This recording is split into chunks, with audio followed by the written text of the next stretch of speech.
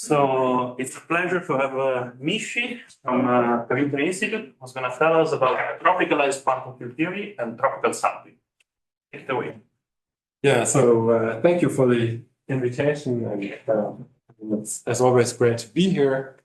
Yeah, thank you so much for the interesting discussions already.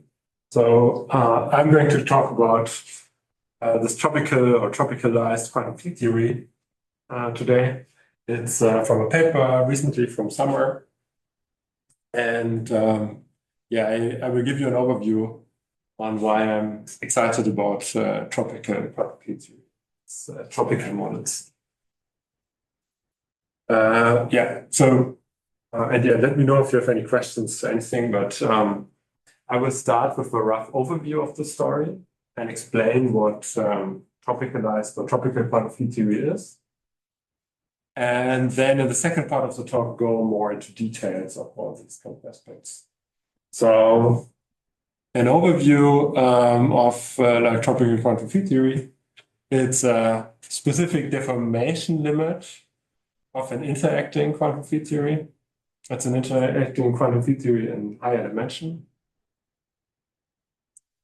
And what are the features of these tropical quantum field theories? So one feature is that it can be solved effectively. So one can say that it's integrable. So it's kind of an integrable model, at least in the scalar case. So in the scalar case, I know that this is true, that it can be solved effectively. But I expect it also to be true for more complicated quantum field theories like gauge theories. Another feature is that this tropical quantum field theory, it inherits then lots of features of the original interacting quantum field theory. For instance, it has the same power law and scaling behavior as the original quantum field theory. And this implies that all the singularities, in a certain sense, of the original quantum field theory are inherited by the tropical quantum field theory. And another feature is that there's a Lagrangian formulation, also at least in the scalar case. So this Salvatore clause here. Yeah, so we can write down a family of Lagrangians that converges to this tropical model and continuously deform any given quantum field theory, any given scalar quantum field theory into this tropical form. So why are these models interesting? What did you mean by singularity? Singularity in like what sense? In the way that the observables, say the correlation functions, have a singularity, and also singularities with respect to the space-time dimension. So, if you introduce a free parameter that parameterizes the space-time dimension of like the Demergue singularity. Yeah. So what about like large logarithms and things that are not regulated by Demergue? So in principle, these would also be captured by the tropical quantum field theory. But in these kind of more complicated cases, it's not really solvable anymore. So could still try to study like factorization theorem would be full. So in principle, this all works also in the tropical case, but you might lose this exact solvability. This exact solvability kind of only works with the best studied singularities, which are UV singularities and maybe mild IR singularities so far. But yeah, so these IR singularities are also very badly understood only. So there's like more progress, I think, on like a lower level needed to say something. Why is it interesting? So first of all, it's an interesting model. So these quantum field theories, they are very complicated. And we wish to have like some simpler tool to study them. And so this tropical quantum field theory provides like an interesting toy model. It also provides bounds on the original quantum field theory. So there's a certain envelope associated to it. And perhaps like the most interesting application for now is that it gives also a polynomial-time algorithm to make perturbative computations inside the original quantum field theory. So there's a feedback feature that we can use this tropical quantum field theory to actually make computations in a perturbative sense in the original quantum field theory that is faster than summing over Feynman diagrams. Yes? Is this going to be Euclidean QFT or Lorentzian QFT? That's Euclidean. In Lorentzian QFTs, we have these kind of singularities that are actually very badly understood. So perhaps we can also do this in Lorentzian QFTs, but then we need like strong genericity assumptions on the momenta and so on. So then one can save something, but the inherent problem there is really that the IR singularities are very badly understood only. And yeah, so this is like a prerequisite to formulate these tropical models or make this exact solution actually. Okay, that's the overview. So I wanted to add like a bit of an illustration here. So you can think of this original quantum field theory as this drawing by Picasso from almost 80 years ago. And the tropical quantum field theory is kind of this cartoon picture. So it still carries like some of the key features, but it's much simpler. It does not really have it. A tropical version of the bull on Wall Street. Yeah, exactly. You can apply this to stuff like okay, so that's this little overview that I wanted to give you. I wanted to talk a bit about motivation from phenomenology. So unfortunately, all the phenomenologists, they are now at this workshop. But yeah, so I know they're also like phenomenologists in the audience here.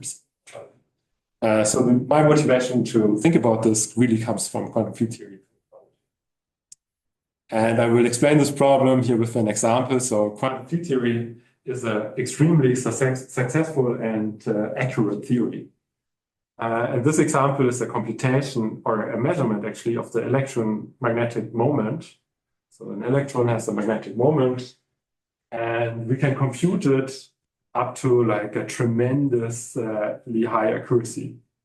So this is like 12 digits of accuracy that can be obtained. And this accuracy can actually be also confirmed by theory computations. And these computations, they come from quantum field theory. And it's super impressive. I mean, I tried to ask ChatGPT to give like some analogy of this accuracy of this 12 digits. And it says something about like $1 versus the GDP of the US or something like that. So it's like an extremely accurate level of prediction. Yes, question. Sorry, this is just like, are there multiple experiments doing the fine structure constant that have been? Yeah, so I think this is like maybe 11 digits where you can actually then compare it to a different experiment. So the way these computations work is via perturbation theory. And perturbation theory, therefore, really is a super powerful method to extract a very extremely accurate data and predictions from these quantum field theories. And here's a rough cartoon on how perturbation theory works. So we take some observable in quantum field theory, say some amplitude, or it could also be a different quantity. And typically one writes this quantity as a sum over graphs. And these quantities, they are indexed typically with the loop number and the number of external legs. So here I choose the external legs, and these are external momenta. And we have to sum of all graphs with a specified number of loops and a specified number of legs. Then there's a weight for each graph, the symmetry factor, which is just the inverse of the cardinality of the automorphism group of the graph. And then also each graph is weighted with the Feynman integral associated to it. And the major problem is that the number of graphs, if we go like to higher orders in perturbation theory, so if we increase this loop number, the loop number gives us more accurate predictions. the number of these graphs grows like L factorial. So we are faced, so perturbation theory is this fantastically accurate theory, but it's hard. It has this factorially time growing problem associated to it. So in principle and also in practice, predictions take factorial computer time. That also means that eventually making these predictions, or like from the perspective of phenomenology, someone could ask, yeah, what are like the first 20 digits of this g-2 factor? But this would be completely impossible because we know that the number of diagrams, this is naive approach at least, because the number of diagrams grows factorially with the loop. And eventually we also see that the cost of the experiments, the costs of the computation due to this factorial growth rate, they will outrun the costs of any experiment because everything in the real world only grows polynomially, the size of the experiment and so on. And here we need a factorially growing computer to make these computations effectively. And yeah, so in a different point of view from the computer science, theoretical computer science point of view, so this is like the complexity theory of this perturbative approach in quantum field theory. Perturbation theory is just not very good. It's a factorially time algorithm that is being taught in quantum field theory books, but factorial time is the worst type of algorithm that exists, but sometimes there's no way to improve on factorial time, but sometimes there is.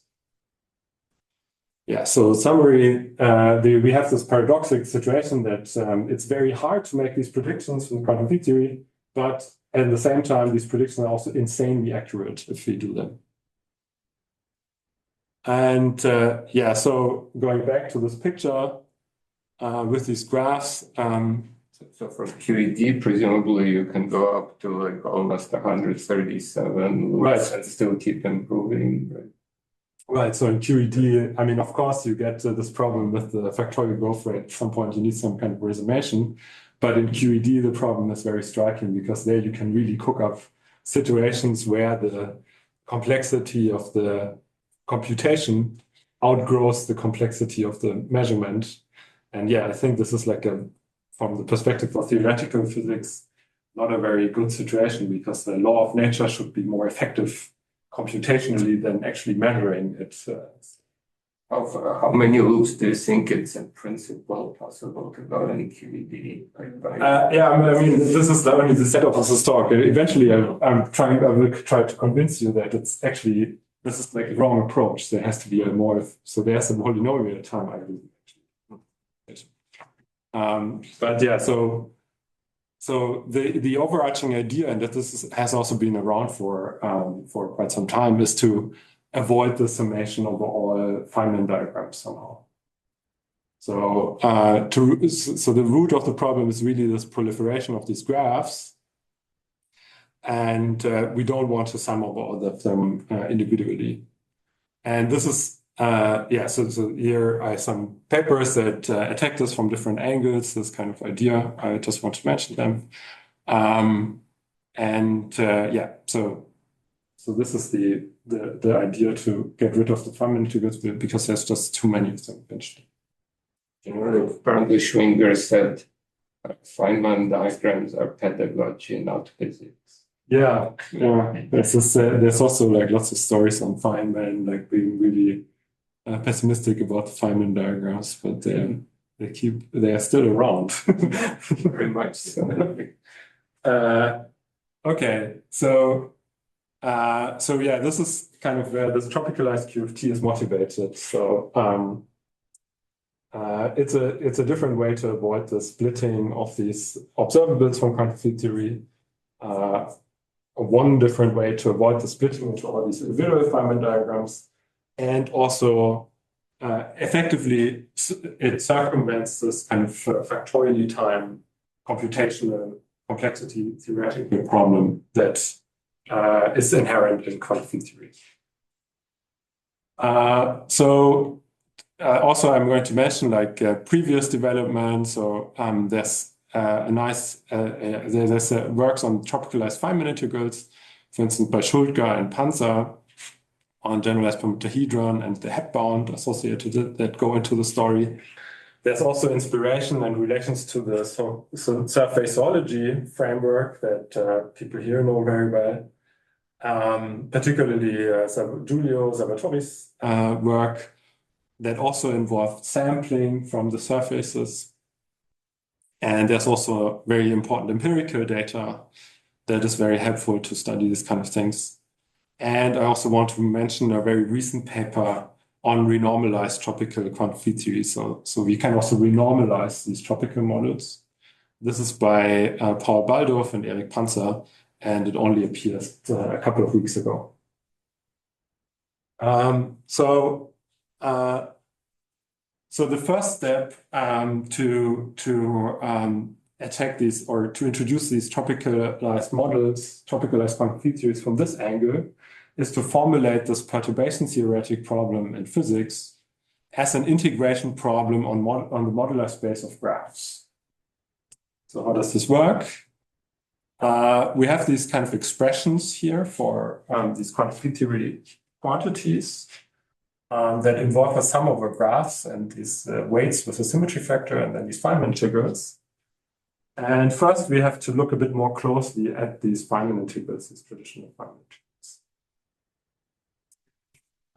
So these Feynman integrals, they come in many shapes and sizes, and there's different ways to express them. So here it's this traditional loop momentum form of these Feynman integrals, but we can rewrite them also as integrals over Schwinger parametric space. And here I choose this so-called Lie-Pomeransky representation. It's actually not the most convenient way to do these topicalized quantum theories, but it's it's a representation that still fits very well, and also it's very easy to write it down. It's a very short expression. So we can write these Feynman integrals as integrals of the positive orthant, where we have one integral for each edge of a graph, the Feynman graph. So the parameters are these alphas up here. And what we integrate is the inverse of a certain polynomial, P of D, that is combinatorially obtained from the graph in some way. And it's raised to some power, then the power is just the dimension over 2. And this is effectively a Feynman or Schwinger parametric representation of this. So we can just plug this into our representation of, say, some amplitude or observable. We get these kind of expressions. And then the key step to interpret this as a moduli space integral is just to realize that we can bunch together the sum of all the graphs and these automorphisms and these integrals of the positive orthant as one single integral over the modular space of graphs. So I know that there are also mathematicians in the audience, so maybe you close your eyes for second, because I have a very rough definition here of this modular space. So as a set, this modular space is just a disjoint union of simplices or these cones that come from these, not simplices, in this case it's cones that come from these positive orthants, and we mod out by the symmetry group of the graph. And in principle, we also would need to glue these cones now together. But as we're integrating anyway, we don't really care so much about this, the topology of this modular space. But this is a very nice modular space, and we also have to be a bit careful with these automorphisms here. So there's like some bells and whistles attached to it, but this is a very simple simplification of this. The space that is associated to it is also almost the same as the modular space of so-called tropical curves, and or equivalently the modular space of graphs. So I call it M-trop LN in this talk. And what we now integrate over is the form μd, depending on these momenta P. And this form is just defined to reduce to this Lie-Pomeransky representation in each individual cell that is associated to each graph. So so this modular space of graphs and modular space of tropical curves. So here's a little picture for you to imagine this a little bit geometrically. So this is a space. Each point represents a metric graph. So the edges, they are equipped with lengths. And if we move around in the space, we just change the lengths of the individual edges of these graphs. And these points, these different simplices here are glued together or cones. And we also identify everything up to isometry. And also the points themselves, they have like Orbi structure attached to it. So there's also automorphism attached to points. Just to be clear, computing that mu, just the integrand, is equivalent to computing all the Feynman diagrams, right? Yes, you're anticipating a point here. Yes. Right. So we can rewrite this, these expressions as these integrals over the modular space. But you can argue that we haven't really won that much. We just reformulated it as some kind of artificial integral over this modular space, but the modular space itself is just kind of it's just a secret way to write down the sum of all graphs. So, not so much is gained here. But what we won is an analogy to something by Mirzakhani, to a volume recursion on the modular space of curves. So Mirzakhani wrote down a volume recursion on modular spaces of, actually, it's more on modular spaces of hyperbolic surfaces. And this recursion also plays a key role in the surfaceology framework. So what do we do with this, these kind of recursion formulas? So how do they work? So the Mirzakhani example, she wrote down the volumes of the modular space of hyperbolic surfaces of genus G with fixed boundary lengths, and the boundary lengths are parameterized by these lengths L1 to Ln. So we integrate over this modular space, and there's a volume form, which is the Weil-Petersen form that we can integrate over. And what Mirzakhani did is prove that these volumes, they respect recursion equations in terms of G and N. And these recursion equations, they allow us to compute all these volumes for each G and N effectively. And yeah, I'm very interested in just computing stuff for the sake of computing things, but conceptually, maybe a more important application of these volume recursions is not only just to compute these volumes, but also that it enables you to study random surfaces that are distributed uniformly, like this volume form here. So that was really also like a huge breakthrough. Okay, how does it look like for these amplitudes? So we really wish to have something like this for these integrals of the modular space of graphs. So these are these Feynman amplitudes, and they are integrals of the modular space of graphs with loops and x. And we also have some parameters here. For zero loops, we have some recursion equations that work pretty well. So these are the Borinsky, for instance, or BCFW recursion equations. Then for maybe one loop, there are still like recursion equations that can't work. But for higher loop orders, it's likely impossible to really formulate such recursion equations. Yeah. You're referring to the integrand or the integrated thing? The integrated. Okay. The fully integrated thing. And there's even mathematical reasons with which you can argue that something like this is completely impossible. Because the complexity of these integrals, if you increase the loop order, it is shown by Belker and Brosnan in 2000. So they disproved a conjecture by Kontsevich that basically says that the complexity of these integrals, these forms that you have to integrate, it kind of throws everything that algebraic geometry has to offer in terms of complexity at you at some point. And it's very hard to imagine that you can kind of mirror or tackle this complexity somehow recursively in the same way that the Mirzakhani recursion works.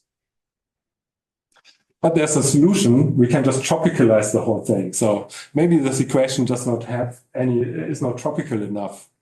So what we can do is we can tropicalize these forms that we integrate over in the modular space of graphs, and then obtain some tropicalized version of these amplitudes. And this is the trick to define these tropicalized quantum field theories. And the idea is, of course, now that these A trop ln amplitudes, they fulfill nice recursion equations for all n. And these amplitudes in this tropicalized case, they can be computed very effectively to arbitrary higher loop order. And we, maybe more importantly, we can study property of random metric graphs that are distributed like these tropicalized volume forms in the modular space. Is this true for, sorry, are you talking about closed string, quote unquote, amplitudes or open string? But this has nothing to do with strings. So this is really your graphs. So. But do you, sorry, then I can rephrase it. At 4 point, does this sum include S, T, and U graphs, or is it only S and T or S and U? That's not really relevant here. Yeah, you can do both if you want. So it's a bit of yeah, but it's just graph. It's not color ordering. There's no color ordering here, so it's all graphs. right. Oh, okay. Okay, so this is just sort of, so I didn't really tell you what this tropicalization means. So what did it means to just add this trop here in this case? So this tropicalization in this case, and yeah, tropicalization has like many instances. So this is the one that I'm using here. So we start with a polynomial, like this Lie-Pomeranski polynomial, and we assume that it has some positive coefficients. Then we define this tropical approximation, P trop, of this polynomial, where we just replace the sum over the coefficients or the sum over the support of the polynomial with a maximum, and we set all the coefficients to 1. So if you know like a more traditional version of this tropicalization, then you can recover it. So this typical tropicalization can be recovered from this by changing to log coordinates. So it's like a log coordinate version of like this other tropicalization. There's an important feature of this way of dealing with the polynomials. The key lemma here is that this P of x and P trop of x, they behave not the same way, of course. I mean, we threw away all the coefficients and we also replaced the sum as a maximum. But we have a very nice property that they are constants, C1 and C2, such that the ratio of Px and P trop is always bounded from below and above in the positive orthant. So this P trop kind of provides an envelope for this original polynomial P. This P is these x's are just Feynman parameters. Yes, yeah. But then the Lie-Pomeranski had the alphas, right? Right, yeah. So I changed the technique. Similar. Yeah, you can really just do this for the Lie-Pomeranski, and yeah, I should have brought these alphas here as well. Yeah, this provides an envelope for the original polynomial, and the way now these tropicalized amplitudes are defined is just that we take this original form on this modular space that on each private cone for each graph reduces to this Lie-Pomeranski form. We just attack this polynomial P and replace it with its tropicalized form. And so we tropicalize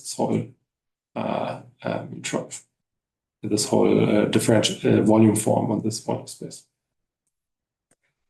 So now mu trop d, depending on these external momenta, it provides like a volume form on this modular space of graphs, so a density on this modular space.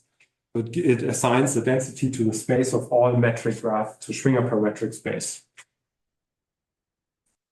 Yeah, so that's one way to motivate it. I also want to mention the Lagrangian formulation of this tropicalization, tropical quantity theory.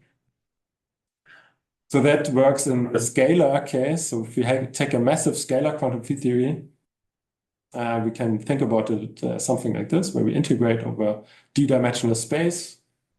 And we have a propagator here with the Klein-Gordon operator with a mass. And then we have an arbitrary potential with the coupling constants lambda k.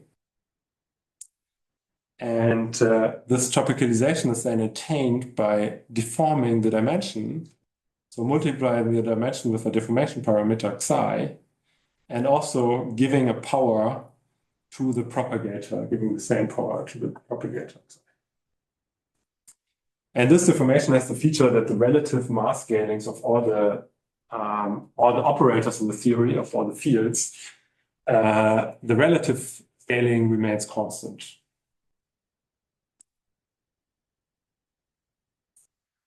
So we can define the partition function of these deformed models just by writing down the path integral over this action.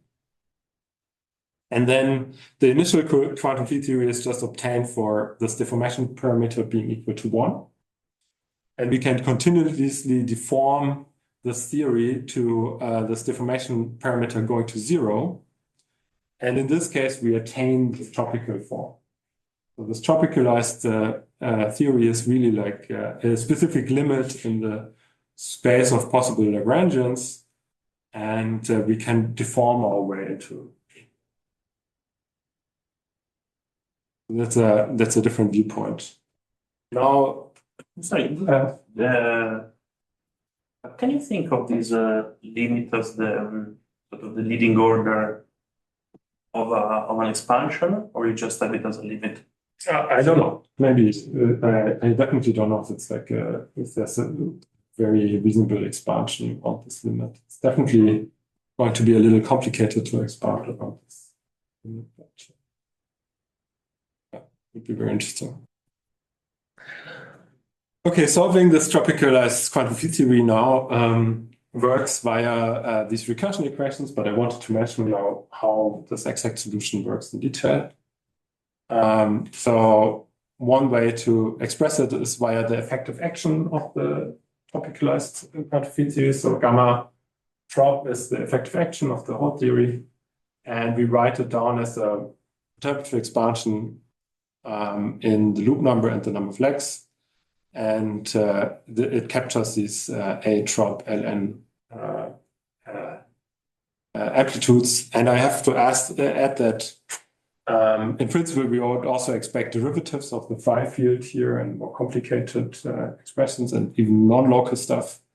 But due to this tropical limit, it just happens to be the case that we actually only have like one dependence on this phi field. So the theory completely localizes in this tropical limit. So there's this effective action now fulfills a specific partial differential equation, which looks as follows. So this effective action is hit by a differential operator, and then there's a nonlinear term that relates this to this operator tagged on this effective action. So this operator looks a bit weirdly, but it's actually very simple. It essentially just extracts the scaling dimension of all the objects that contributes to this effective action. And then there are also rather trivial boundary conditions for this PDE. And this PDE, it fixes the value of this effective action completely.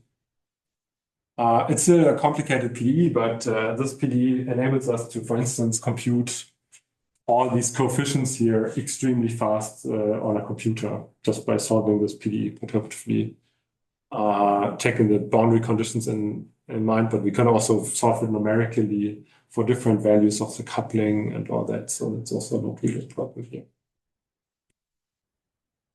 All right. So just to mention the proof of this PDE, it exploits a combinatorial recursive structure that is behind these these tropicalizations. So this PD operator, if we hit it with a blob of 1pi diagrams in this combinatorial relation between these tropicalized Feynman integrals, we find that we get a geometric series which is combinatorially formed by a 1pi graph with a edge which is singled out. And if we take like a generic 1pi graph and single out an edge, we recover any of these kind of structures. So we could have like this edge being singled out connected to a 1pi component. But we could also single out an edge that is connected to two 1pi components that are only connected by an edge. And removal of this pink edge would actually give us something that is not 1pi, but that has this bridge here. And similarly, like to higher order, so we get all these cycles. And effectively, this geometric series of all these cycles, it ends up giving us this geometric series that is encoded here by this expression. All right, so this is a representation of this proof. And from this, we also get these recursion equations by just making an ansatz towards this PDE, and then we can compute all these A trop ln coefficients to virtually any order. But we can also use this to study random graphs that are distributed like this measure, this tropicalized measure. And that's very helpful if you want to go back to the original quantum field theory and then formulate this polynomial-time algorithm, this algorithm that samples the graphs according to this measure down here. So this is the application now. Yeah, we go to start. Can I ask a question? Sure. So you found this tropical limit is some particularly solvable theory. Yes. Is that the approximation to some other theory that is unitary and might not be the original theory you started with, the theory you put on a finite space or with additional variables? Yeah, I mean, I would love to know if there's like a more, another interpretation of these kind of theories. Maybe even there's some matrix model, because it has some of the features of matrix model actually. But I don't know. Yeah, that would be fantastic. One thing that is maybe important there is that these tropicalized theories, they still have the dimension as a free parameter, kind of. So the dimension of the original theory, it still lives on as some parameter that you can just choose. And what I said before, so the singularities, you can still see them if you have a quantum field theory that has lots of UV singularities in 4 dimensions. The tropicalized theory is regulated by this dimensional parameter, but it still has all the same singularities when D is 4, or it has at the same point, right? And you can use them to relate to the UV singularities. So this is a kind of a weird signature, I think, for this stuff. I think this, in general, this deformation of C parameter away from 1, it's like a very common thing, right? So in so there's some p-adic space that you get from p-adic space. Okay, I don't know. I think the StatMech people often use this non-local version. Yeah, there's also long range. These are what people call long range models. I see. Yeah. At least for M equals 0, but p-adic is definitely like that.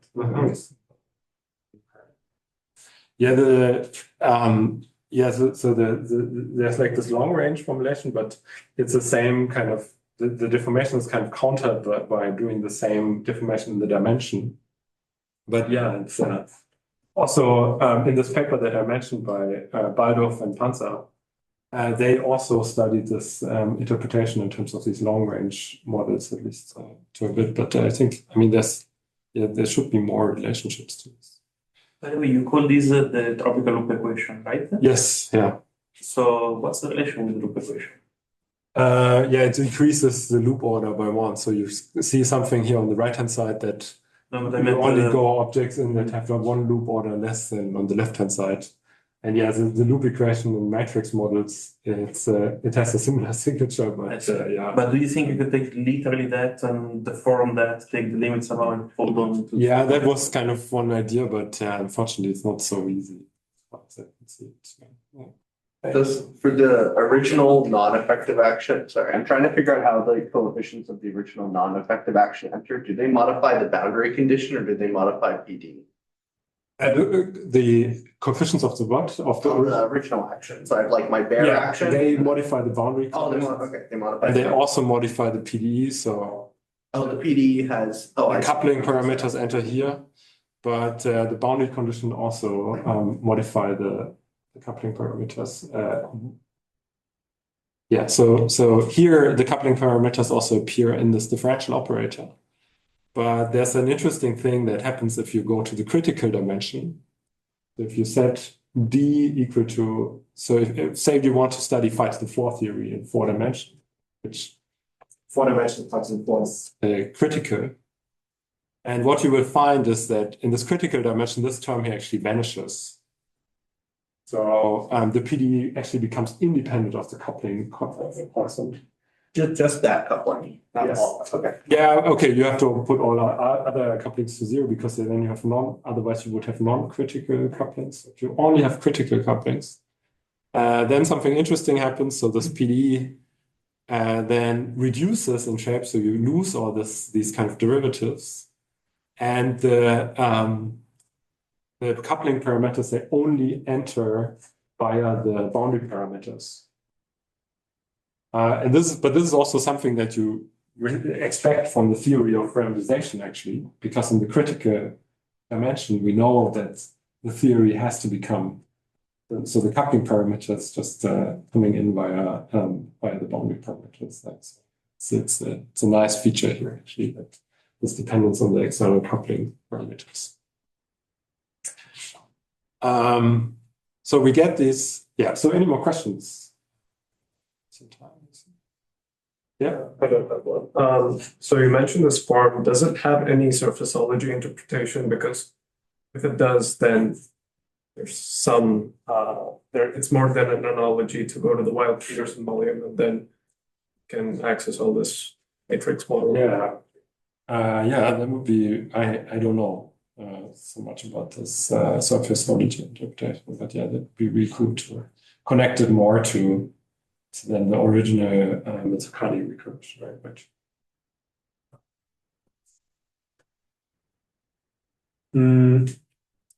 more questions? So now I want to still mention this application, how you can then sample these metric graphs that are distributed like or how you can use this tropicalized quantum field theory to then make computations effectively on the original quantum field theory. Yeah. So the idea is pretty easy. So we start with these expressions for observables or amplitudes in the quantum field theory, where we have these mu forms on the modular space. So this is the non-tropicalized version. But then we just recall this tropicalized version of this, and yeah, so these kind of threads here. And yeah, so this is just a reminder that here this mu is just this Lie-Pomeransky form, and the mu trop is the tropicalized form where we replace this polynomial here with this tropicalized version.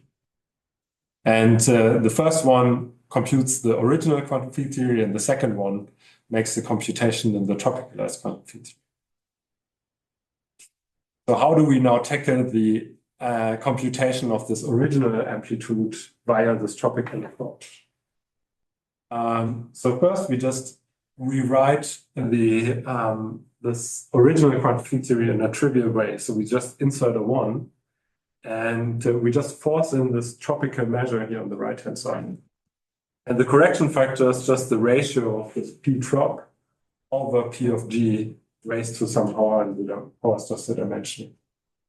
So this is a correction factor that we are now integrating over, but we won in the sense that now our measure over this modular space is also now the tropical measure. And now the next step is to just normalize this tropical measure. The normalization factor is just our tropicalized amplitude, and make this tropicalized measure into a probability density. So now we are just faced with an expectation value of a probability density, and the random variable is just this ratio of p drop over p. And if you remember this lemma from before, we know that by this tropical approximation that this term here is bounded. So this term here, it may fluctuate a lot, but it does not have any singularities. All the singularities are packaged away in this tropical measure over here. And now this observation allows us now to evaluate these amplitudes or these objects if we have like an effective way to sample points from this mu-trop probability distribution. So we need a way to sample metric graphs effectively, and then for each metric graph we get out, we just evaluate this random variable empirically, and then we get a good approximation of our original amplitude this way, but just by sampling via Monte Carlo approaches. And because this term here is bounded, this random variable or this kernel, we are sure that this is going to converge after like taking finitely many samples. So what is missing now is like only this sampling algorithm, and the results. Why the amplitude computing is positive? It's not necessarily positive. But yeah, I really like that if it's positive. It's a Euclidean case, it's positive in the Euclidean case. You're also thinking of a massive theory, right? Yeah. So in this, this is also for scalar massive theories in Euclidean space, where this really works in the best way. One can repair it also in Minkowski space, but only then in the generic case, where we have like completely generic kinematics. Once there are singularities in Minkowski space, so this statement is also not really true that this is bounded, because there are very complicated singularities that pop up here, and yeah, this is what we talked about before, that more understanding of these general singularities is just needed to formulate these things. I mean, in principle, we could do the same, but this mu-trop, this exact solution of this and this computation of these prefactors relies on understanding all the singularities, and this so far only works in the massive case only. Okay, so let me just sort of talk about the sampling algorithm really quick of these measures on this modular space of graphs, metric graphs. So the cool thing about this sampling algorithm is that it really requires only polynomial time and memory. So we can sample these metric graphs actually faster than writing down all this. So it's like very slow to think about all the graphs because there are factorially many, but we can just build these graphs recursively by an algorithm, and then do it in a tricky way such that these graphs are weighted like this measure mu-trop. Wait, sorry, I just have to first. What do you mean scaling polynomially? Like, is your statement that to get an accurate result? Oh yeah, so I forgot this. So it scales polynomial in L and N.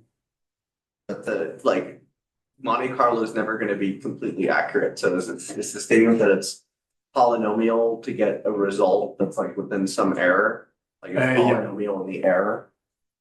So this is only about the sampling algorithm. Okay. So it takes polynomial time in L and N to sample okay. metric graph. But you're right, for the actual Monte Carlo, you need to run this algorithm then a million times. And typically you get then 3 digits for 1 million or something like this. So there's like, there's a 1 over square root n scaling associated to Monte Carlo methods due to the central limit theorem. But yeah, I was focusing here. I meant here actually the scaling in L and N, the root number and the number of legs. Yes, so the precision of the Monte Carlo integration is given by the variance of the actual measure with respect to the measure by which you sample, right? Yeah, something like this. That's the accuracy of the Monte Carlo variable that I studied. Do you know how this grows? I mean, as the loop order increases, say, this is going to get worse and worse because the tropical integrand looks less and less like the actual Feynman integrand. Yeah, there are some. That's a scales. Yeah, I can show you some tables later on, but yeah, so there's some subtleties associated to exactly this. So this is just a statement about sampling graphs with a metric on them that happen to be distributed like this mu trop d measure. So this is like this is proportional to this or tropicalized, proportional to the tropicalized stringer parametric integrand. We can sample these graphs and we treat all graphs the same. So the important thing is that we can do this polynomially. So we build the graph recursively. We start from a bunch of vertices. We connect these vertices and edges in like weighted way, the vertices in weighted ways. And then we end up with getting some graph. We also randomly assign like Schwinger parameters to each edge in the course of this sampling. And we can do this in polynomial time, and we happily get the graph. The proof and this method, so it relies on these tropicalized amplitudes in between. It relies on this exact solution, in particular, and these recursion equations. In the same way, you can study the random surfaces in the Mirzakhani equation, in the Mirzakhani volume recursion, based on these on her formulas. This is a way to study random metric graphs that are distributed like these tropical. Okay. Sorry, one last question. So the trick here a little bit is that even though the number of graphs is growing factorially, most graphs are not even sampled. Exactly, yes. Yeah, so the vast majority of graphs are not sampled in this algorithm.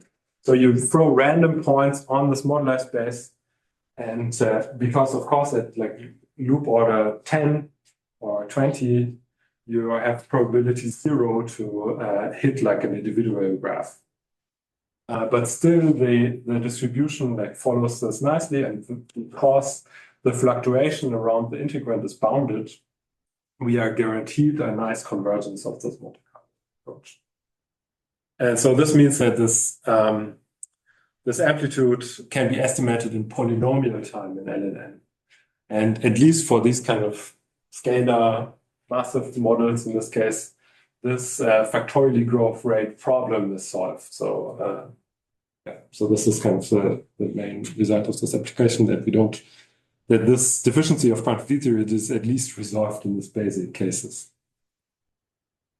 Interesting to mention, so the fastest algorithms to evaluate an individual Feynman integral, they run only in exponential time. So even if we just pick one Feynman integral at each loop order, which is generic, so we of course we can have like very special symmetric Feynman integrals, but a generic Feynman integral, it takes exponential time to evaluate it in the loop order and the number of legs. So evaluation of individual Feynman integrals quickly becomes slower than evaluating the whole amplitude, which is like a very fun consequence of this. That's Sorry, how can this be true? I thought the main thing that the algorithm was currently buying you is that you're only sampling the important Feynman diagrams. No, you sample both. You sample the points in the modular space. Oh, okay, I see. Okay. It's not only the graphs that you sample both the graph and the point. And individual Feynman integral integration. If you fix the graph, it's actually slower, it takes exponential time. Here's a little cartoon of how this works now. So this is recursion. So there's a way to kind of start with an L-1 loop graph and fix two external legs here with these indicated with these double edges. And then you add randomly this pink edge. So this increases effectively the loop order, and we get like a one loop higher graph. And there's a specific way we need to assign then a length to this new edge. And there's also a specific way we need to choose these two external edges randomly. And this is weighted by different bits and pieces from the solution of the tropicalized group theory. And then there's also a different way to increase the number of legs randomly of the graphs. But the key feature is, of course, that we don't need to write down all the graphs to do the sampling. It's like I don't know. It's like that you don't have to shuffle. So to shuffle a deck of cards, you also don't have to buy 52 factorially many decks of cards and randomly choose one of them. But there are more efficient algorithms to shuffle the cards, and the same is going on here. I'm a little bit confused. I think I asked you this in the past, but these algorithms wouldn't also produce diagrams with divergences. In principle, yeah, no, because it has to be normalizable. So this tropicalized form has to be normalizable over the modular space. So divergences need to be taken care of differently, and this is also work in progress that is not really tackled yet. So, But yeah. I mean, if you say you're doing phi cube in 3 dimensions. in 3 dimensions, Yes. Yeah. the tadpoles are still UV divergent, right? Yeah, but they don't really contribute here because they are not 1PI. Ah, right. These only samples 1 plus, right?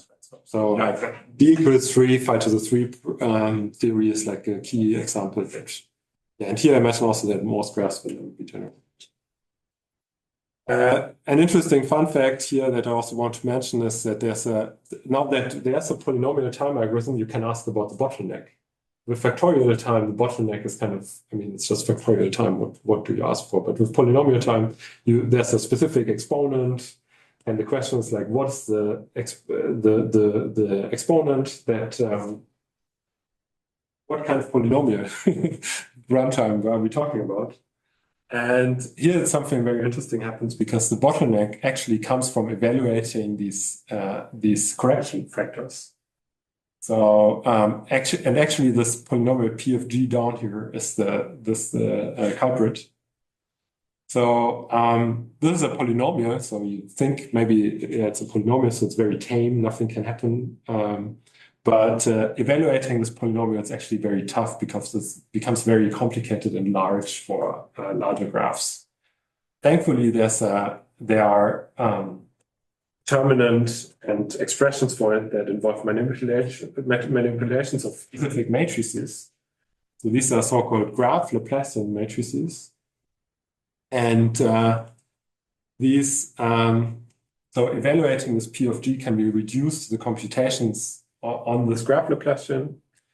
And these algorithms for such manipulations are among the fastest in theoretical computer science for this kind of class of problems. So it's like a very interesting case to look into because there's these Spielmann-Tang algorithms that deal precisely with the problems that lie behind the computations of these polynomials. So it's very interesting mathematics as well that's behind this, connected to Ramanujan graphs, expanders.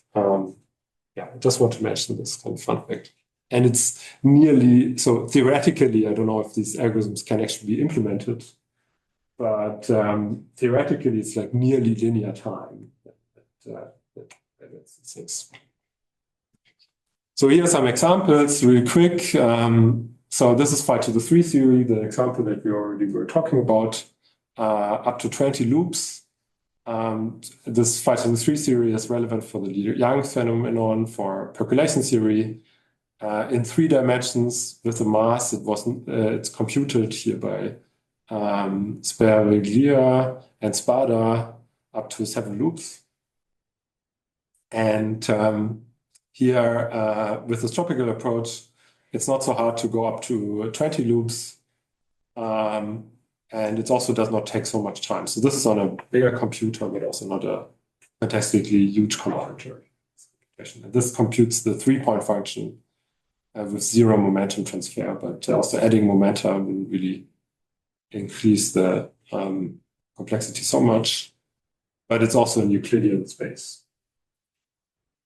More fancy and also to higher loop order, because there it's actually a bit nicer. It's the so-called primitive beta function of 4-dimensional phi to the 4 theory that can be computed this way. Here it's up to 50 loops. So this is an interesting quantity because there's a conjecture that says that this quantity computes or is equivalent to the, at least asymptotically for large loop order, to the full MS beta function of this theory. You can compute critical exponent of the Ising model using this thing. It's known analytically up to very high order. And numerically, there's also computations by Paul de Baldorf using also tropical methods to compute this up to loop order 18. And with this global sampling approach of the modular space, this can be really computed up to very high order. So this is this computation here. And here the accuracy is also very nice. So this is 10 to the 10 samples. And we get it a bit more than 3 digits here still from this at 50 loops. And yeah, the computer has to run sometimes. So this is a 725-hour computation. But yeah, I did it on a bunch of computers. So actually it didn't take. So what happened at 15 loops? There I just sort of did 10 to 11. So a huge number of points to just kind of check this. I was looking at the last column, the 15 loop. 15 loop, yeah, they also just increased in the last column. Yeah, so the time, I just sort of did like many more samples for like individual things to just sort of crank up the accuracy a little bit and check that everything works. And 15, because this is something they still had like checks. And I wanted to make sure up to very high accuracy that it actually works despite loop order. And this approach to see critical behavior, you basically have to go to infinite coupling, right? You Yes. have to go to lambda over yeah, so this is so to really do no, actually here you have to go to infinite coupling to actually do the phenomenality. Here it's different. Here it's really this Wilson-Fisher approach. Yeah, but this is more about the. I was asking about 5 cube. Yeah, in the 5 cube case, this is the strong coupling limit. So yeah, it's a question. But yeah, so I'd hope that also these very high orders are then helpful to make these predictions for percolation theory and the Leo phenomenon. Okay. I think I'm almost out of time.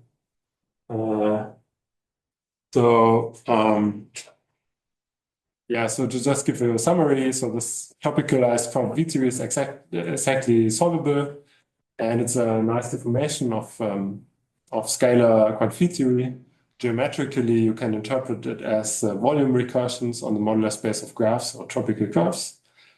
And there is a nice polynomial-time algorithm for sampling metric graphs on modular spaces, and this has in turn an application to solve this factorial time complexity theory problem of quantum theory. So, and in particular, it bypasses this factorial time summation over the individual Feynman integrals. And there's also like an interesting application that I didn't mention, that we get these lower and upper bounds. So there's also a bootstrapping type opportunity from these tropicalized quantum theories, but this is also work in progress. So I'm not really sure how this works. There are many open questions. So one question is this: what's the non-perturbative nature of these tropicalized quantum field theory? And also what the large loop order behavior is. And also about randomization. And in particular to this last question, there's like this very nice recent paper by Baldorf and Panzer on the randomization of these tropicalized quantum field theory. question is if we can do the sampling also for renormalized quantity theories, where we need to take care of the divergences. Then there's this bootstrap question. And also one interesting thing, and for instance, many people are interested in the arithmetic properties of these Feynman integrals. For instance, the group of Francis Brown in Oxford. And there's also like a statistical question on what kind of arithmetic property do these Feynman integrals have on average? So are they do they evaluate to multiple zeta values or more complicated numbers and all these things? And yeah, then the question is also for non-scalar theories, if they can be tropicalized, and even if gauge theories can be tropicalized. All right, thank you.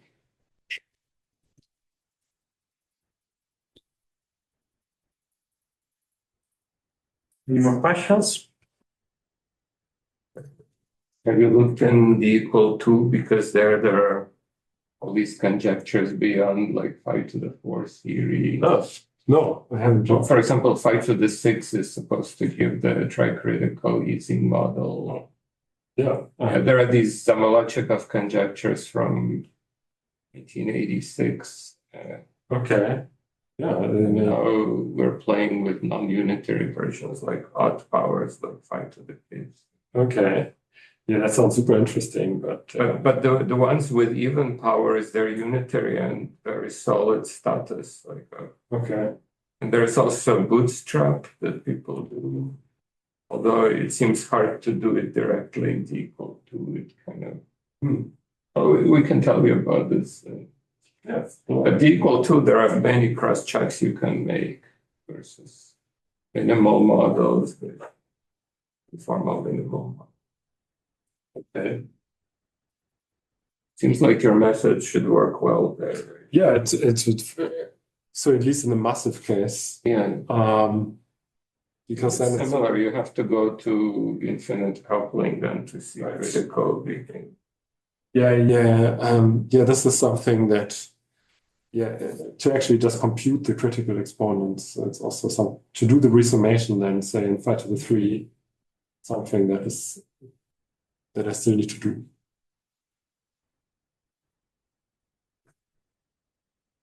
Okay, I think we had lots of questions also during the talk.